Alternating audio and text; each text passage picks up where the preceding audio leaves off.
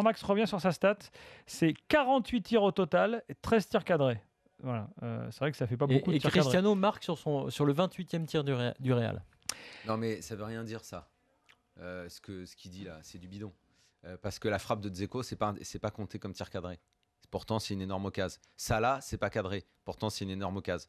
Donc, il faut arrêter et savoir lire les stats. Voilà.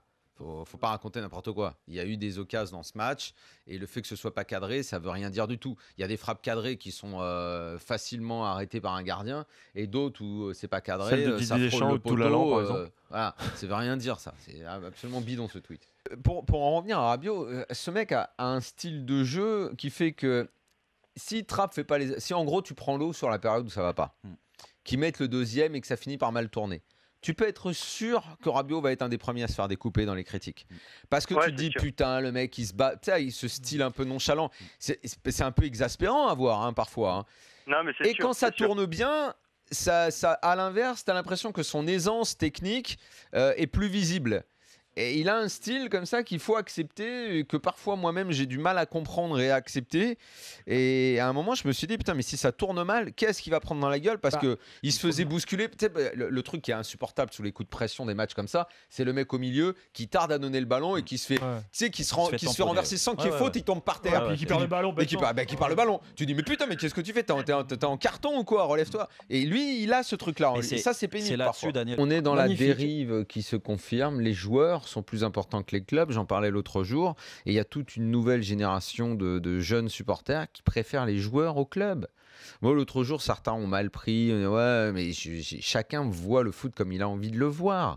Est-ce qu'on peut me laisser libre de ne pas aimer cette dérive-là et de ne pas le voir comme ça? J'ai toujours considéré qu'un club devait être plus important qu'un joueur, que le joueur passait et que ce qui restait, c'était le club dans les bons, les mauvais moments. Mais le problème, c'est que quand il y a l'euphorie d'un bon moment, on oublie le reste. Voilà, aujourd'hui, Nasser Al-Khelaifi, parce que Zlatan a fait une saison qui est énorme, mais dans le pire championnat de France de l'histoire, ce qui est une réalité, c'est une autre réalité. La première réalité, c'est que Zlatan a fait un championnat énorme, mais l'autre réalité, c'est que jamais notre championnat n'a été aussi faible. Alors, vous faites ce que vous voulez avec ça. Vous les mettez dans une balance, chacun fait ce qu'il veut. Je veux même plus porter de jugement, parce que c'est sujet à polémique. Chacun juge ce qu'il veut de ça. Mais savoir s'il faut... Moi, je crois qu'il faut justement savoir se séparer des joueurs, justement, quand... Est-ce qu'il faut pas attendre l'âge avancé? Est-ce qu'il ne faut pas attendre de voir ce qui va se passer en Ligue des Champions mais exactement, parce Gilbert, que tu ça as peut raison. tout changer. Parce que paradoxalement, la saison du PSG commence maintenant. Si tu la gagnes avec des champions, pourquoi il resterait?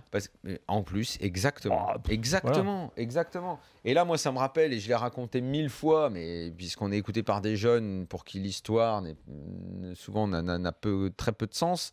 Comment s'appelle l'entraîneur de Dortmund? Et Omar Hitzfeld, en 97, quand il gagne la Ligue des Champions avec Dortmund, ce qui était totalement inattendu, son président lui a dit, qu'est-ce qu'on fait?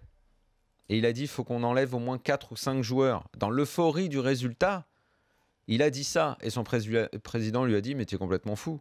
Les supporters peuvent pas entendre un truc pareil. Ce sont des héros. Résultat derrière, ça va pas marcher.